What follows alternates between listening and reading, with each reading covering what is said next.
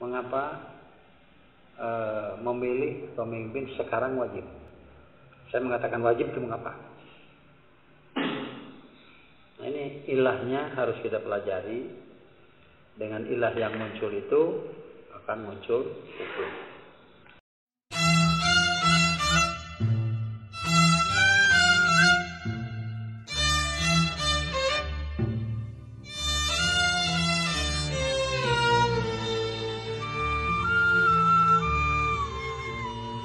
Mengapa memilih pemimpin sekarang wajib? Saya mengatakan wajib itu mengapa? Nah, ini ilahnya harus kita pelajari. Dengan ilah yang muncul itu akan muncul hukum. Ya. Karena yang namanya wajib semua sudah hafal. Kalau dikerjakan ada pahalanya, kalau tidak dikerjakan ya ada dosanya. Jadi mengatakan wajib itu tidak enteng. Secara syariat, bukan wajib menurut ya umumnya orang berkata wajib begitu ya. Sampai sudah ditahan oleh yang berwajib, nanti dikeluarkan oleh yang bersunat. Gitu. Apa yang berwajib gitu ya? Ya itulah istilah-istilah itu mereka pakai karena sangat sulit mencari kata-kata yang pas untuk kejadian seperti itu. Dalam hukum Islam itu, hukum ya, yang dimaksud dengan hukum itu kan satu aturan yang ditetapkan. Dalam Islam tidak ada hukum kecuali dari Allah. Itu saja. Dalilnya dalam Quran ada, yaitu inil hukmu illa lillah, tak ada hukum kecuali ketetapan Allah. Wa nihkum bainahum bima anzalallah. Itu sudah di Quran ada sampai ancaman wa man lam yahkum bima anzalallah faulaika humul fasikun kafirun zalimun gitu ya. Jadi hukum itu tidak ada kecuali menurut ketetapan Allah. Kalau berpikir hanya sampai di sini, tidak salah orang mengatakan dimanapun kalau hukum Allah tidak dilakukan, orang akan diasuh dengan togut, dengan hukum togut. Begitu. Kalau berpikir hanya sampai di sini, gitu ya. Tapi yang dimaksud dengan hukum yang ditetapkan oleh Allah itu, para ulama ahli usul sudah tidak ada khilafiyah ya. Tidak ada ikhtilaf. Hukum itu hanya 5. Satu yang namanya wajib. Kemudian wajib itu kan memaksa. Tidak bisa ditawar. Itu wajib. Yang kedua, bisa ditawar. Disebutlah sunat. Itu ini istilah kaidah-kaidah usul sebetulnya semua itu. Ada yang larangan tidak bisa ditawar, namanya haram. Tapi ada yang bisa juga ditawar, namanya makruh. Bebas dari dua itu, maka jadilah mubah. Hukum yang 5 ini tidak ada ikhtilaf di kalangan para ulama ahli usul yang 5 itu. Nanti penerapan hukum yang yadur ma'ilah itu di mana? Kenanya di mana ini? Apakah kena di wajib, kena di haram, kena pada sunat, kena pada makruh, atau kena pada mubah? Ya. Kamana kena ya, gitu ya. Semua itu akan muncul berdasarkan ijtihadiyah. Ijtihad. Saya akan memulai dengan dalil dulu. Ya, dalil dulu. Dalilnya apa? Pertama, Rasulullah Shallallahu Alaihi Wasallam mengatakan, nahaitukum an ziyaratil kubur. Ini hadis ini rata-rata dipakai contoh untuk itu. Ya. nahaitukum an ziyaratil kubur fazuruha. Sudah. Sampai situ dulu. Kalau sampai di sini itu sulit untuk mengambil keputusan. Aku melarang kamu ziarah kubur. Fazuruha, fa di situ bisa bermakna istimror.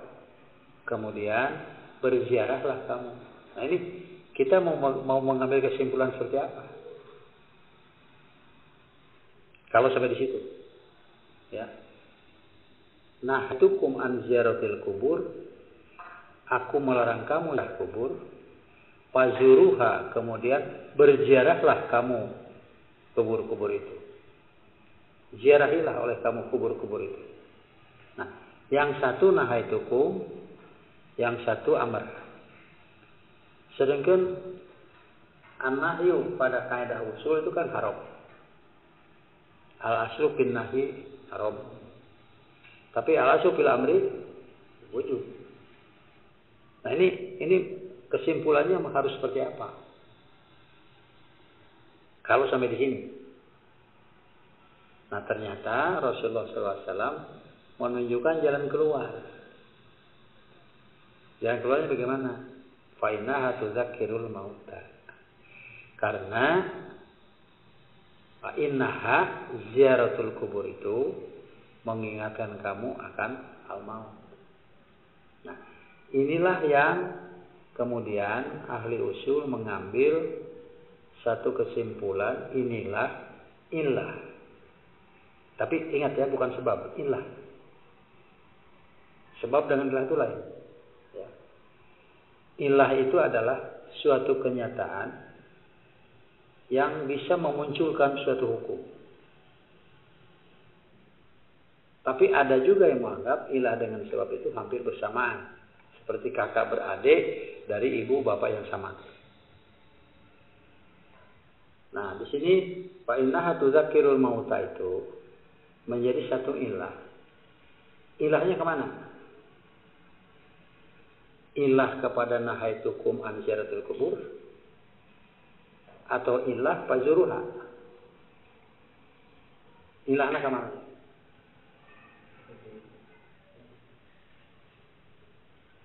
Nahaitukum an ziyaratil kubur fazuruha. Titik. Fa innaha tudzakirul mauta. Nah, ini fa innaha tudzakirul mauta ini apakah kembalinya kepada nahaitukum atau kepada fazuruha?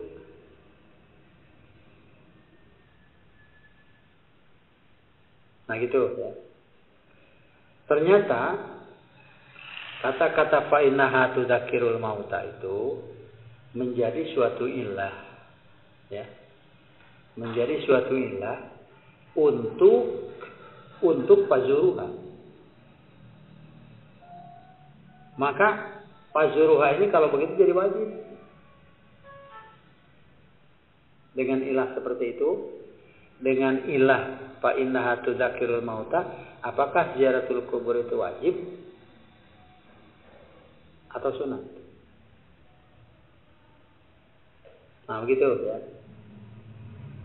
Apakah dengan ilah fa innaha tudzakirul mauta bila kembali kepada fazuruha,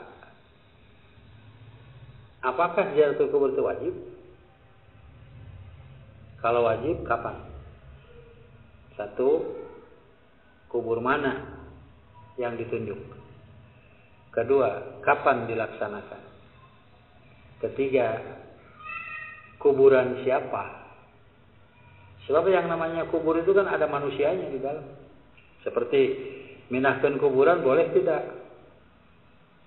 Yang jadi masalah itu bukan minahkan kuburan, memindahkan isi.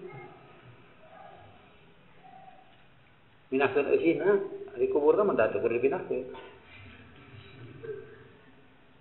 Jadi disebut kuburan itu karena berisi. Nah, sekarang fazuruha itu hak kuburan siapa? Boleh kuburan non-muslim? Boleh kuburan Nasrani atau kuburan Yahudi, Nasrani, penyembah berhala? Nah gitu ya. Atau ada kekhususan bahwa Pazuruha itu adalah kuburul muslimin. Bukan kubur yang bukan muslimin. Jadi kalau membahas hadis ya, dengan mudah saja kita mengatakan al-hukmu yaduru ma'ilah dengan hadis ini, itu tidak tuntas. Kalau begitu ziaratul kubur itu wajib. Baiklah, secara hukum wajib. Tapi kuburan siapa? Dan kapan harus dilaksanakan? Kemudian bagaimana caranya? Yang dimaksud dengan ziarah itu gimana caranya? Apa nangis-nangis? Atau sekedar lewat saja? Nah, ini semua sebetulnya tidak jelas. Ya. Itu satu. Kedua, nanti bisa dibereskan ya nanti.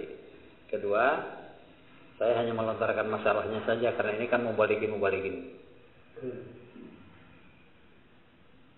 Tatkala mulai dilaksanakan Idul Fitri itu tahun berapa? Tentu saja mulai sejak dipardukannya saum bulan Ramadan. Ya. Saum bulan Ramadan mulai adanya itu. Sedangkan wajibnya saum itu kan tahun kedua Hijrah. Jadi mulai ada Idul Fitri itu tahun Hijrah. Juga mulai adanya Idul Adha itu tahun kedua Hijrah, sama. Tapi ini yang saya kaget ini ya. Barangkali sulit dipahami dan sulit diamalkan. Kecuali oleh seorang pemimpin yang bukan sekedar kejeniusan tapi wahyu yang mengatur. Wahyu yang mengatur. Mengapa Allah Subhanahu wa taala mensyariatkan menyembelih kurban? Pada tahun kedua, ini kan masih labil. Baru tahun kedua Hijrah. Setahun setengah. Masih memaafkan, masih dalam rangka pemuakhotan antara Ansor dan Muhajirin. Sampai terjadi hukum. Satu lagi, hukum ini bukan syariat, tapi keputusan pemimpin wajib ditaati. Nanti kalau berubah jadi lain lagi. Apa putusan Nabi? Yang berkurban tidak boleh mengambil daging kurbannya yang setelah hari ketiga dari kurban itu kok masih ada di rumah, tidak boleh. Tapi Nabi tidak bisa mengharamkan karena Quran membolehkan. Tapi Nabi mengatur bagaimana yang berkurban boleh mengambil daging kurbannya. Nabi ngatur. Quran bang, makulu, wasimu, dan Quran juga gitu. Kurban artinya mana? Nabi tidak melarang, tapi meluruskan, menetapkan aturan. Sampai Abu Dzar datang ke sebuah rumah yang dimuakhotkan itu hari keempat. Masih ada daging jemuran. Dia tidak mau makan. Karena menganggap putusan Nabi itu haram. Begitu ya. Menganggap putusan Nabi itu haram. Tidak mau dia makan. Malah ditegur. Kenapa? Hari keempat daging ini masih ada. Ada di rumah saya tidak boleh. Apalagi harus dimakan. Wa kana fi baitihi lahmun dia. Ternyata tahun kemudian, berarti 2 tahun kemudian, maka hukum ini berubah. Apa? Sahabat bertanya, apakah ya Rasulullah seperti tahun yang lalu kami tidak boleh memakan daging kurban kami pada hari keempat atau masih ada di rumah pada hari ketiga? Lalu Nabi memutuskan, kulu wat'im waddakhir. Makanlah, bagikanlah, silahkan kalian menjemur. Bebas. Apakah hukum ini berubah? Jelas ini ada perubahan. Jadi ini bukan hukum syariat, sekali lagi ya, bukan hukum syariat, tapi keputusan pemimpin wajib ditaati. Karena Nabi memutuskan berdasarkan Al-Quran. Dan ini adalah ijtihadur Rasul. Setelah sebab itu, ilah itu tidak ada, berbalik sekarang, yang berkorban lebih banyak dari yang akan menerima. Nabi menetapkan keputusan yang berbeda. Apa ini termasuk kepada al-hukmu yadul malilah? Ini tidak lebih sulit untuk kita mengambil keputusan secara kaidah itu dibanding dengan ziaratul kubur tadi. Ini tidak lebih sulit. Kalau banyak, silahkan ambil seberapa mau. Tapi kalau yang akan menerima lebih banyak dari kurbannya, ya diaturlah dengan aturan seperti itu. Sampai dengan pemimpin boleh mengharamkan. Tapi ingat ya, bukan syariat. Sampai dengan pemimpin boleh mengharamkan pada situasi dan kondisi yang memang harus seperti itu. Seperti pemimpin boleh membebaskan. Qulu wa'ti wadakhir itu kan membebaskan. Nah, dengan ilah tertentu, maka pemimpin dapat menetapkan keputusan haram, dan ini wajib ditaati. Nah, di organisasi juga, di jamiah juga sebetulnya berlaku ini al-hukmu yadul malilah itu. Ya. Jadi kebijakan pemimpin itu betul-betul diuji di sini. Ya. Di mana menetapkan keputusan-keputusan itu. Sekarang yang ketiga. Dalam urusan ubudiyah. Mahdoh. Tadi bukan urusan ubudiyah mahdoh. Yang dua itu bisa masuk kepada masalah sosial. Bisa masuk kepada urusan kemasyarakatan. Bisa masuk kepada urusan keduniaan. Ya. Tapi dalam urusan ibadah mahdoh pun, dengan ilah tertentu, pemimpin boleh menetapkan suatu keputusan lain. Contohnya apa? Zaman Nabi Abu Bakar dan Umar, azan Jumat itu idza jalasal imam alal mimbar. Jumat itu imam itu duduknya saja di mimbar itu sudah syariat. Mengumandangkan azan pada waktu itu sudah syariat. Tidak bisa azan dikumandangkan, imamnya belum ada di mimbar, itu tidak boleh. Duduknya saja itu satu ketetapan ubudiyah. Baik duduk waktu mendengar azan dikumandangkan atau duduk antara dua khutbah, itu duduk itu sama. Nah, tetapi zaman Utsman bin Affan mengadakan azan sebelum masuk waktu Jumat dan di tempat orang ramai, dengan tujuan memberi ingat bahwa sekarang akan sebentar lagi Jumat, waktu Jumat. Nah, kalau ini masuk kepada al-hukmu yadul malilah, boleh tidak sekarang kita mengadakan azan awal? Bisa jadi wajib malah. Lantaran jalan saja hampir macet oleh orang Islam yang kejumahan. Ini saya pernah mau Jumat di ITB, kalau saya lihat Pak Salman, di mana saya lupa lagi. Itu macet, sampai Jumat dengan masjid dari sekali adzan berhenti Jumat tenepi lantaran macet. Nah, kawan saya yang duduk di samping itu ngomong begini, Ustaz, alhamdulillah jalan ini macet dan kita tidak sampai kecuali Jumat di sini. Kenapa? Ini dianggap sebagai satu rahmat ya. Dia mengatakan kita bisa tahu bahwa jalan ini macet oleh orang-orang Islam nu teu Jumaah. Eta teh nu teu Jumaah teh orang Islam ya. Ketika nurek Jumaah bae macet.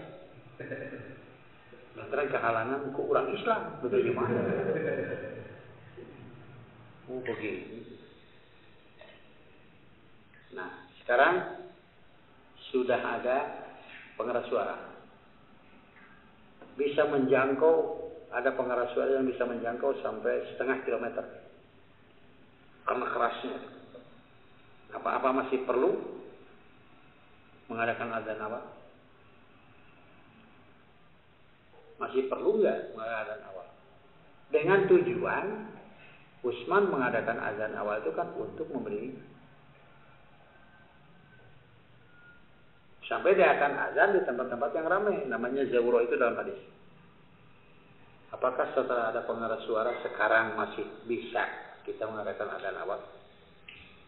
Karena adzan awal itu bukan ketetapan syariat, tapi kebijakan beliau sebagai Amirul Mukminin dalam situasi dan kondisi seperti itu.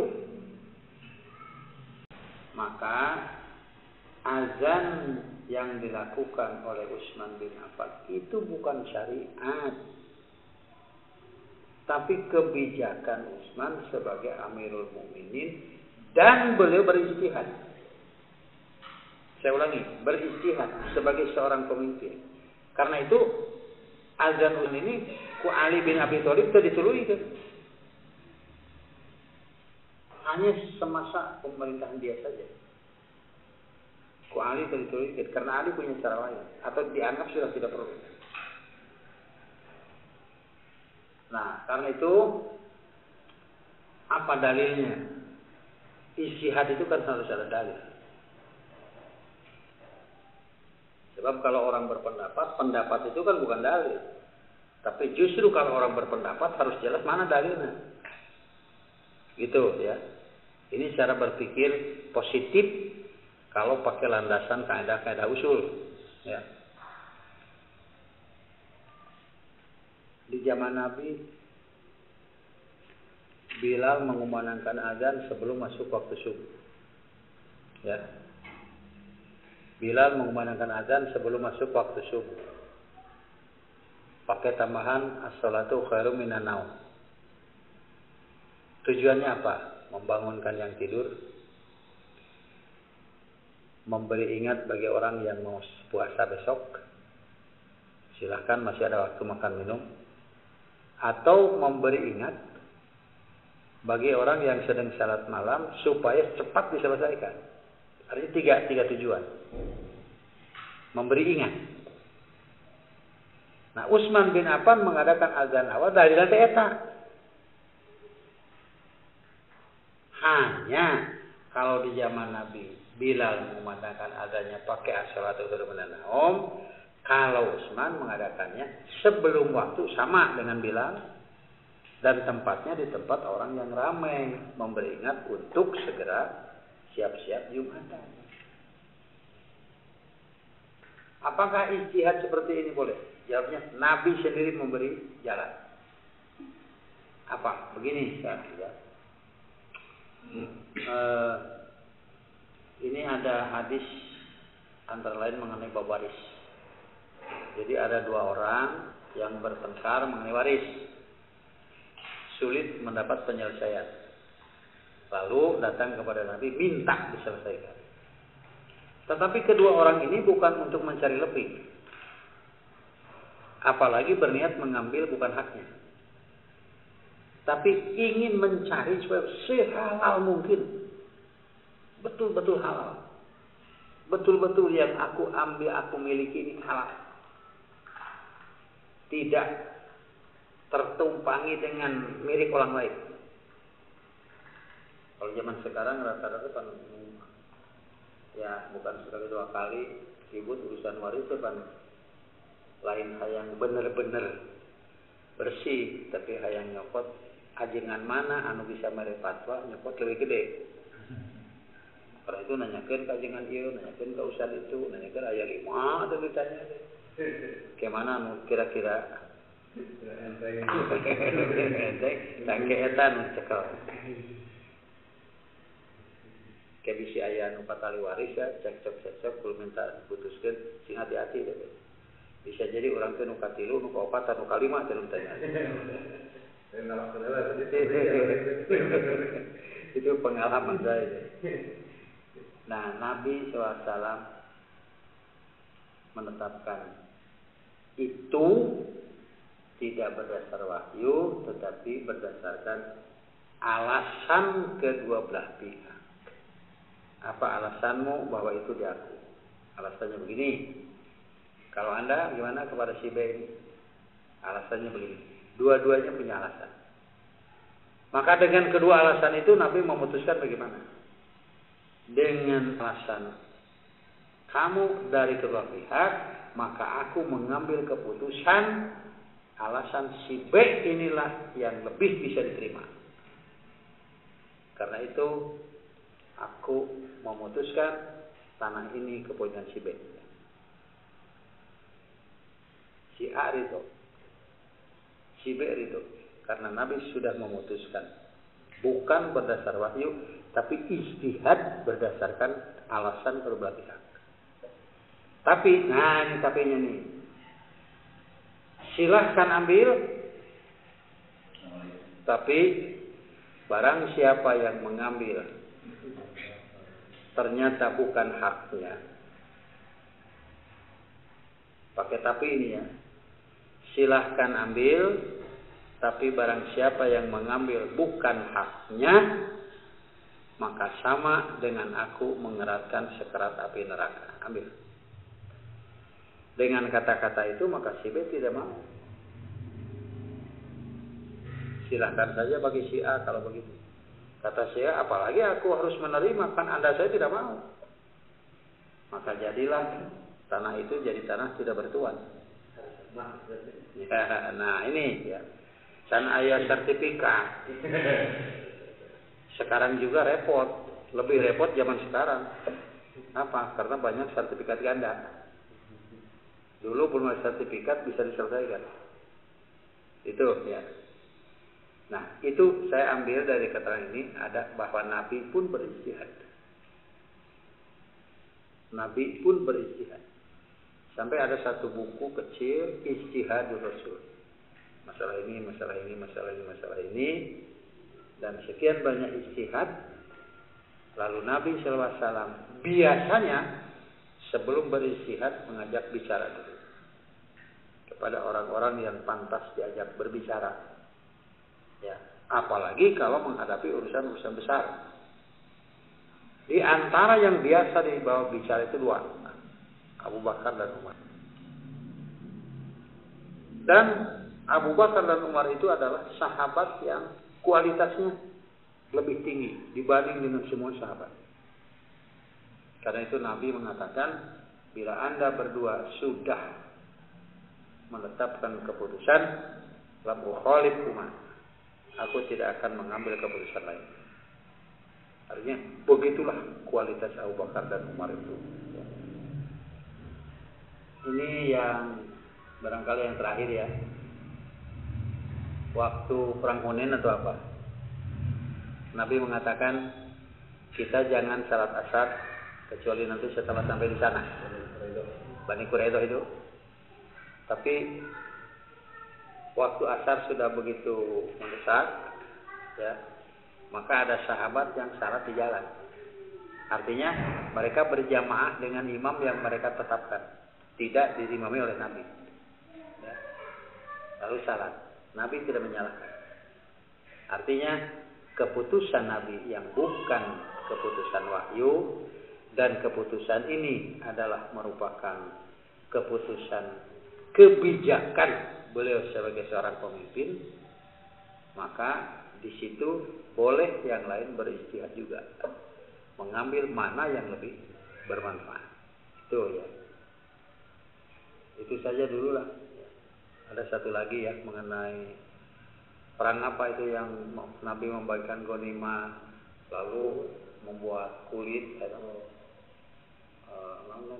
pakai tempat berlindung dari yang panas itu. Nah, pasang tenda dari kulit itu dalam hadis Muslim itu.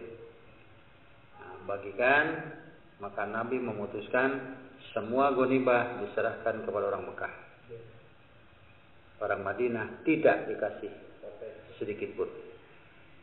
Maka keluarlah seorang sambil berdiri dan berkata, pedangnya diacungkan. Wahai Muhammad, pedang ini masih berdarah. Mengapa ghanimah diserahkan kepada orang Mekah semua? Sedangkan orang Madinah tidak dikasih apapun. Maka Nabi segera mengumpulkan semua dan menetapkan keputusan, sekarang kita ubah. Ghanimah ini kita serahkan seluruhnya kepada orang Madinah, tapi aku mau kembali ke Mekah. Nah, semua sahabat nangis. Jangan, kalau begitu biar orang Mekah. Jadi mahal ya, pemimpin itu mahal. Kejeniusan orang itu mahal. Wahyu itu sangat mahal. Sampai ghanimah itu serahkan semualah orang. Jadi kebijakan Nabi itu seringkali baru bisa dipahami setelah beberapa hari, setelah ada penjelasan. Oh gitu ya. Karena itu Syekh Luqman menasihati anaknya, kamu jangan jauh daripada ulama, karena dari situlah kamu akan mengambil hikmah. Dan berbahagialah orang yang terpimpin dengan hikmatul ulama, yang mereka ambil secara ilmu daripada Quran dan Sunnah. Itu ya. Sudah, sampai sini saya dulu. Apa masih ada yang perlu dipertanyakan?